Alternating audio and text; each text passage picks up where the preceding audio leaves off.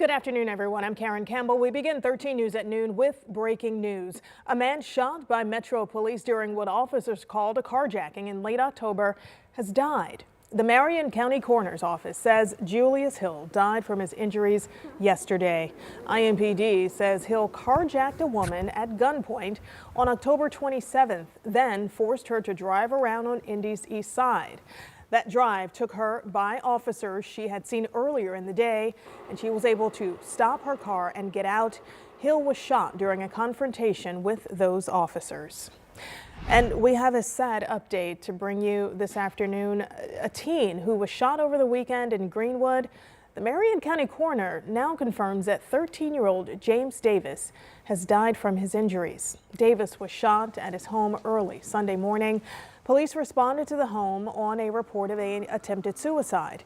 Investigators believe 6 juveniles were at the house that day playing with a gun when one of them pointed the gun at Davis and then shot him. A 13-year-old was arrested later Sunday. He's due in juvenile court on November 26th.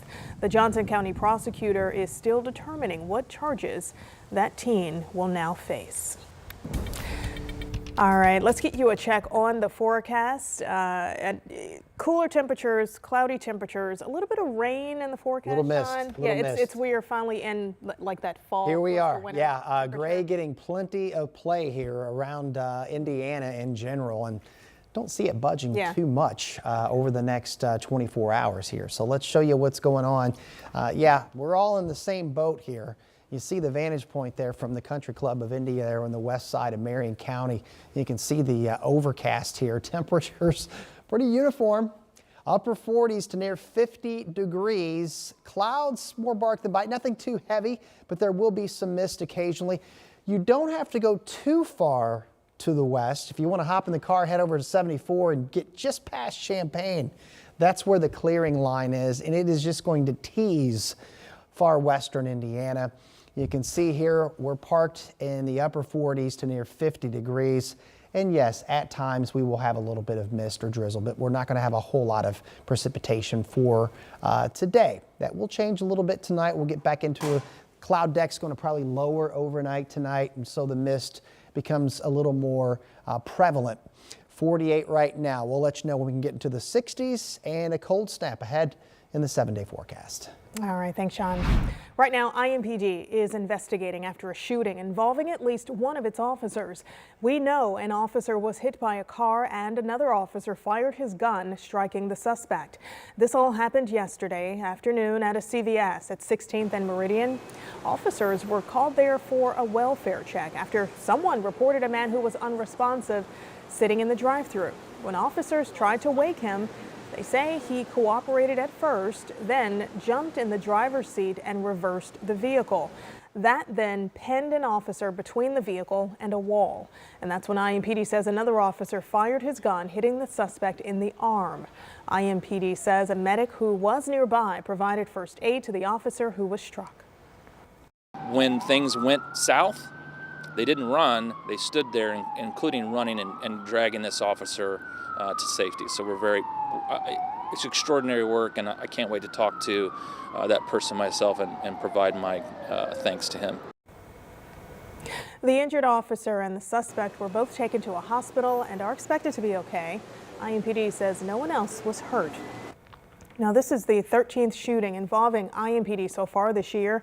In those cases, 14 people were shot by police, 8 people died, and 6 suspects survived. This afternoon, Metro Police, they need your help. They're asking neighbors to look for security video that could help them in a shooting investigation on the near northeast side. This was the scene around 6:30 last night along Browse Avenue near 34th and Keystone. Investigators tell us they got multiple calls about a fight in the street. When officers arrived, they found a man with at least 1 gunshot wound. At last check, he was stable. If you have any information that can help detectives, you can call IMPD or Crime Stoppers at 317-262-TIPS. Well, IMPD now facing another lawsuit, this time from a Hamilton County widow after her 83-year-old husband died following a crash during a police chase. Now, this happened back in April. IMPD says an officer saw a person shoot a woman near Bertha Ross Park, get into an SUV and leave. That sparked the pursuit. The 83-year-old was in an Uber when the suspect slammed into that car. The man died from his injuries. The driver was charged with resisting law enforcement and reckless driving. A city-county council committee looking into complaints against members of the Hogshead administration. They met for the first time since hiring an outside law firm. Members of the investigative committee are looking into the handling of sexual harassment allegations within the administration and Hogshead's campaign. Fisher Phillips is a law firm based in Chicago, and they will conduct the investigation. The committee will oversee it. I just kept seeing the same picture over and over again of this violent crash and my son being dead and being cut out of the car. That's heartbreaking testimony as a Marine veteran is sentenced for a crash that killed a Fisher's kindergarten teacher and her husband. Now, we are also getting a first look at the wreck. Jamie Heredia was speeding and caused the crash more than 2 years ago in Lawrence. Ashley and Grant Lansdale had just left a doctor's appointment and they were pulling onto 56th Street from Glen Road at the time. Investigators say data from Heredia's government-issued car shows that he was going nearly 80 miles per hour 1 second before he hit the Lansdale's car. The speed limit on that road is 40. Heredia pleaded guilty last month. He asked the families to forgive him. Many of the victims' loved ones and colleagues, they fill the courtroom. You took a son, a brother, a husband, a father, an uncle, a teacher, a comedian, a mentor and a friend to countless others. And in many ways, the worst thing you did was to take his music away from the world. 11 July was the day that the music died for all of us. And the judge sentenced Heredia to 5 years in prison plus 3 years probation. The prosecution had asked for an 8-year sentence. Right now, Hamilton Southeastern Schools is considering adding more career and technical education for students. The plan would essentially bring a charter school to HSE. Several parents tell 13 News they're thankful the district is looking into more options, but they say this isn't the way to go about it. This right here, right now, is how teachers are being disrespected. And I'm very concerned that this plan to give our public funding to a charter school will come at the expense of our public schools, making it harder to recruit and retain the best teachers with competitive salaries. At Wednesday night school board meeting, there were concerns about pulling resources and funding from existing schools that already have shrinking enrollment. But HSE Director Steve Loescher says the goal is to add more opportunities for students. He says they also plan to target Hamilton County students who are not already enrolled at HSE.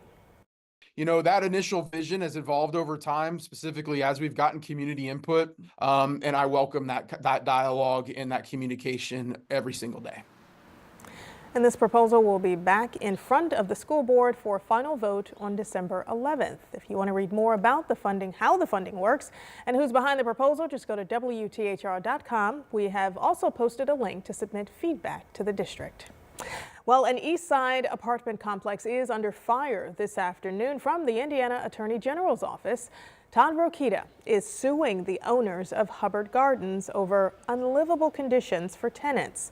Now, residents of the complex tell 13 News there is mold, bugs, and sewage problems.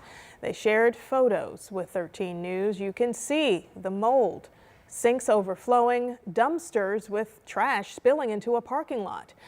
The people living at Hubbard Gardens say they hope this lawsuit brings about change. It really ain't safe for people, to be honest with you. They say it is, but it ain't. It really ain't. 13 News went to the management office to ask about the lawsuit, and we were directed to reach out to corporate. So far, we haven't heard back. The Attorney General is asking for more tenants to come forward. Well, 2 more central Indiana cities are moving forward with designated outdoor refreshment areas, or DORAs. It is the second time in 2 days we've seen this kind of announcement. Announced the final approval of their downtown drinking district starting December 7th. So people 21 and older can walk into participating businesses, buy an alcoholic beverage in a special cup, and walk around outside while they drink. The district does have boundaries, though. Here's a look at the approved area in downtown Tipton. It will be open 7 days a week from noon until 11, Sunday through Thursday, and from 10 a.m. to midnight, Friday and Saturday.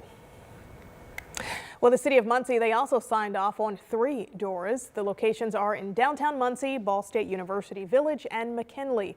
Before Muncie's outdoor drinking districts can take effect, the Indiana Alcohol and Tobacco Commission has to sign off.